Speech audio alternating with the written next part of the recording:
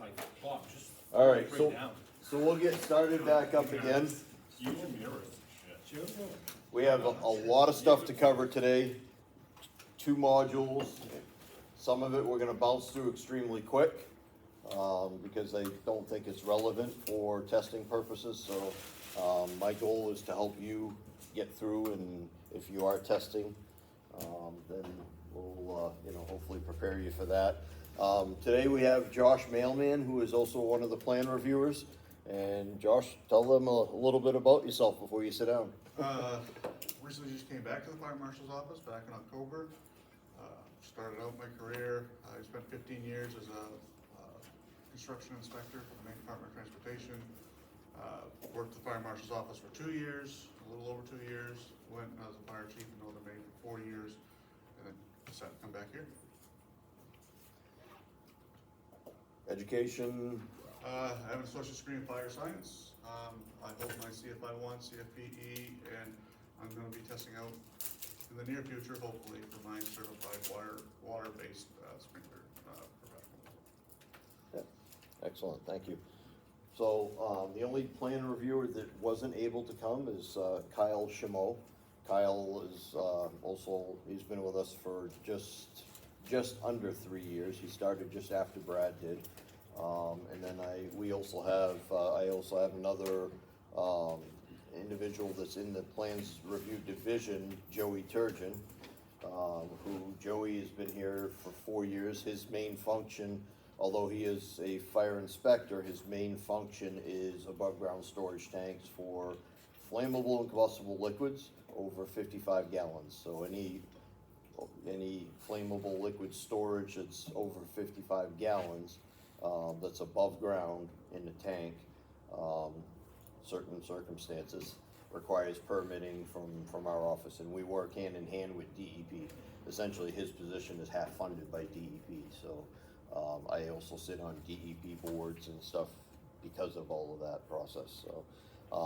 So as you can see, we do a lot of different things within the plan review division.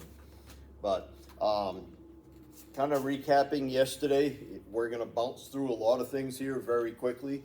NFPA 13 is fairly heavy in the testing portion. Administration, okay, the administrative items in NFPA 1, Chapter 1 is very heavy. Sprinklers can be very heavy depending on what tests that you have. And hazardous materials, which Josh will talk about a little bit later on today, is also very heavy in the tests. Really important stuff to cover. So recapping, system valves. Every sprinkler system has to have a system control valve. A control valve is a shut-off valve as the water comes out of the ground, which is called the riser. Okay. We mentioned yesterday, we were talking about indicating valves. It indicates whether it's on or off. Here we have an indicating butterfly type valve. This is your indicator, okay? This will tell us whether it's on or off. Oftentimes when you see an indicating valve like this is very much like a fire truck. You spin the wheel, this turns, opens the valve down below. This happens to have an electric portion of it or component to it that when that valve gets moved, it actually sends a signal, which is called a tamper switch. That tells somebody that somebody is tampering with the system. They're turning the valve on or off, okay? So it's being tampered with. This is an OS&Y valve, outside stem and yoke. This is the outside stem, and this is our yoke down in here. We can tell that this valve is in the open position by the threads that are sticking out. As you turn the valve, those threads come out, the valve lifts and allows water flow.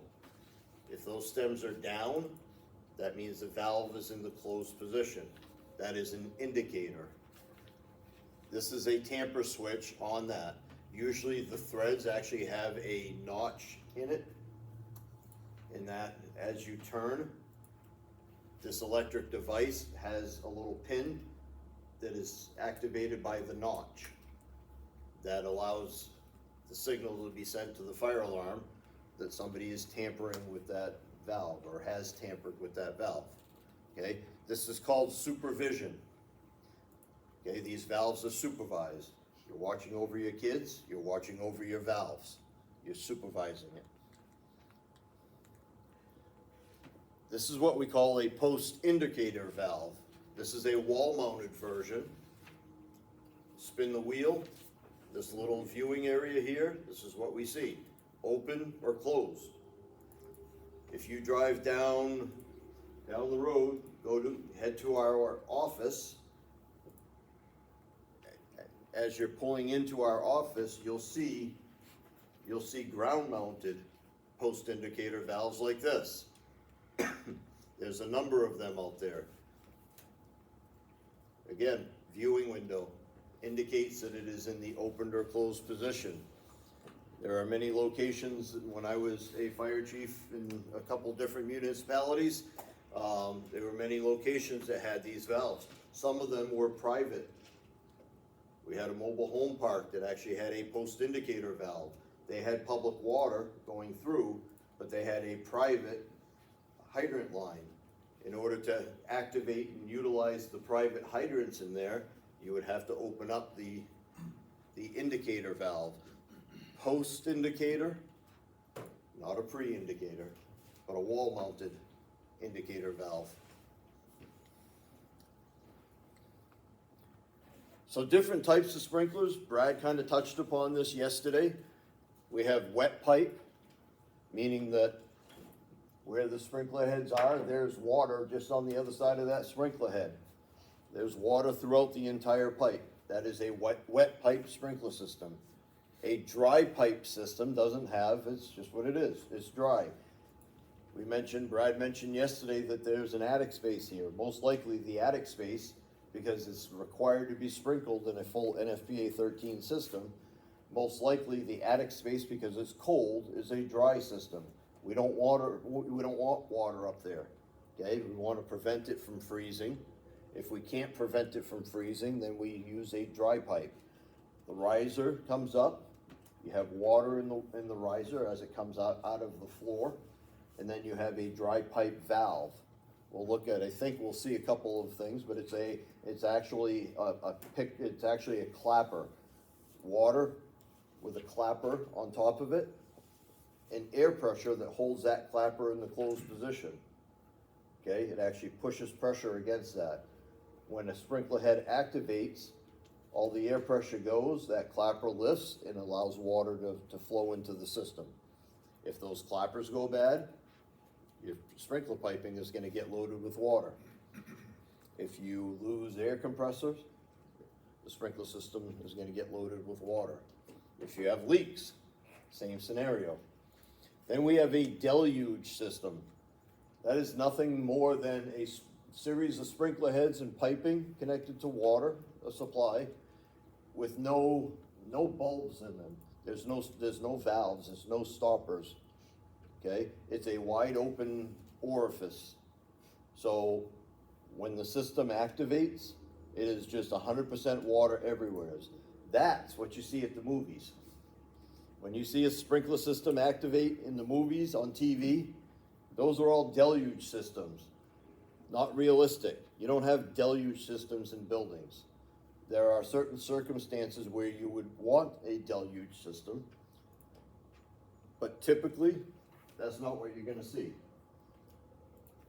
And then we have a pre-action.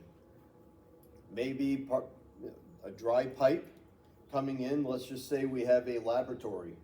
We don't want water damage in here.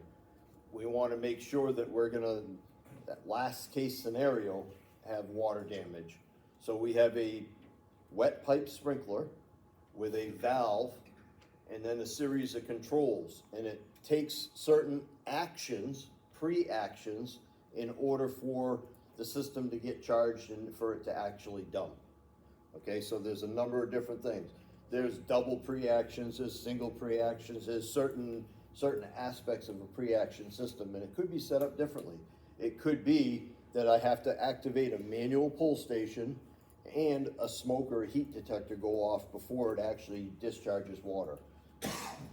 There could be a number of different things. Anybody ever see the movies where, you know, somebody's working in a laboratory and all of a sudden the lights and sirens go off, and, you know, then you see people running out and you see the doors closed and that one person stuck in the inside? You know, that is typically a pre-action type of a system. Okay, it takes certain things. The door has to close. Those are usually not sprinkler systems. Those are usually more of a special agent type of a system, but that's how a pre-action system works. And sometimes you can stop it.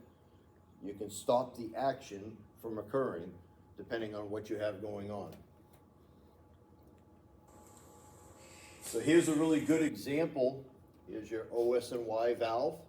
You can see your electrical wire here. You can see your tamper switch. Okay, you have an indicating valve. Here in this case, in this diagram, here's your riser, your water supply pipe, your main indicating control valve. Your water goes to this clapper valve right here. You actually have, oh, this is a wet pipe, I'm sorry.